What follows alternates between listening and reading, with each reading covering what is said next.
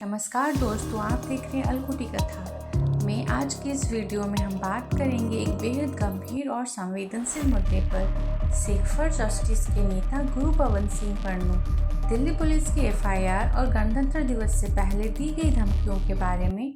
26 जनवरी यानी भारत का गणतंत्र दिवस, जिस दिन देश अपनी संप्रभुता, संविधान और लोकतंत्र का उत्सव मनाता है, लेकिन इसी मौके से पहले देश की सुरक्षा एजेंसियों के सामने एक बड़ी चुनौती खड़ी हो गई। तो क्या है पूरा मामला, क्या है लगाए गए आरोप और इसका भारत के आंतरिक व अंतर्राष्ट्रीय सुरक्षा पर क्या असर पड़ सकता है? चलिए विस्तार से समझते हैं। मामले की शुरुआत दिल्ली पुलिस की स्पेशल सेल ने गुरु पवन सिंह पन्नू, जो कि प्रतिबंधित संगठन सिख फॉर जस्टिस का नेता बताया गया, उसके खिलाफ एफआईआर दर्ज की है। एएनआई की रिपोर्ट के मुताबिक ये एफआईआर भारतीय न्याय संहिता की धारा 196, 197, 152 और 61 के तहत दर्ज की गई है। इन धाराओं का संबंध देश की संप्रभुता को चुनौती देने, अलगाववादी गतिविधियों और सार्वजनिक शांति भंग करने जैसे गंभीर अपराधों से जुड़ा होता है। दिल्ली पुलिस का कहना है कि गणतंत्र दिवस से पहले राजधानी में अशांति फैलाने की सीधी धमकियां दी गई थी। गुरु पवन सिंह पन्नू ने सोशल मीडिया पर एक वीडियो जारी किया था, जिसमें उसने दावा किया कि दिल्ली के रोहिणी और डाबरी इलाकों में प्रो खालिस्तान पोस्टर लगाए गए हैं। उसने ये भी कहा कि ये काम तथाकथित स्लीपर सेल्स के जरिए किया गया है। हालांकि दिल्ली पुलिस की जांच में अब तक इन इलाकों में ऐसे किसी भी पोस्टर ने कई सबूत नहीं मिले हैं।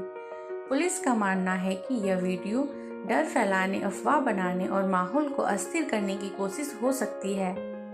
गणतंत्र दिवस भारत के लिए सबसे महत्वपूर्ण राष्ट्रीय आयोजनों में से एक है। दिल्ली में राजपथ, लाल किला और आसपास के इलाकों में कई स्तरों की सुरक्षा व्यवस्था होती है। ऐसे समय में किसी भी तरह की धमकी या भड़काऊ बयान सुरक्षा एजेंसियों के लिए अलर्ट का बयान संकेत होता है। इस वजह से दिल्ली पुलिस की एजेंसियों और केंद्रीय सुरक्षा बल पूरी तरह सतर्क है। अब इस मामले का एक और चिंताजनक पहलू सामने आता है। क्रोएशिया की राजधानी जाग्रेब से भारत के विदेश मंत्रालय यानी एमईए के अनुसार एसएफजे से जुड़े कुछ लोगों ने जाग्रेब स्थित भारतीय दूतावास में तोड़फोड़ और अवैध घुसपैठ की।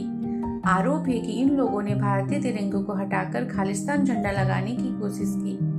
विदेश मंत्रालय ने इस घटना की कड़ी निंदा की है और कहा है कि यह घटना वियना कन्वेंशन का उल्लंघन है, जिसके तहत मेजबान देश की जिम्मेदारी होती है कि वो राजनयिक परिसरों की सुरक्षा सुनिश्चित करे। भारत सरकार ने इस मुद्दे को क्रोएशियाई अधिकारियों के सामने उठाया है और दोषियों के खिलाफ सख्त कार्रवाई की मांग की है। विदेश मंत्रालय ने साफ कहा है कि इस तरह की घटनाएं भारत विरोधी तत्वों की असली मंशा को उजागर करती हैं। एमईए ने यह भी कहा है कि दुनिया भर की कानून व्यवस्था एजेंसियों को ऐसे संगठनों की गतिविधियों पर गंभीरता से ध्यान देना चाहिए। भारत का संदेश साफ है, अभिव्यक्ति की आज़ादी के नाम पर हिंसा, धमकी और अलगाववाद को बर्दाश्त नहीं किया जाएगा।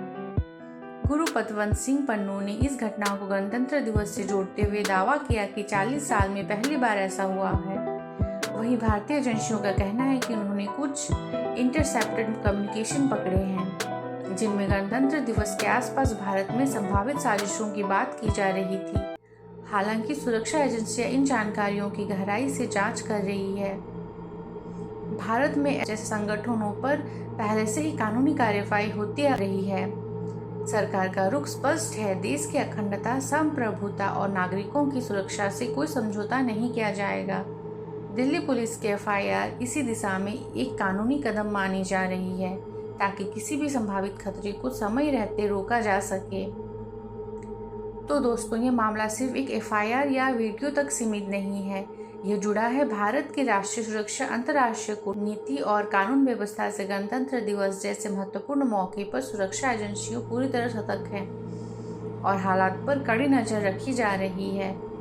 सच क्या है? क्या सिर्फ धमकी है या कोई गहरी साजिश? यह जांच के बाद ही साफ होगा।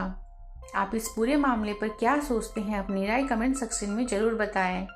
वीडियो पसंद आई हो तो लाइक करें, शेयर करें और चैनल को सब्सक्राइब करना ना भूलें। मिलते हैं अगले वीडियो में। जय हिंद।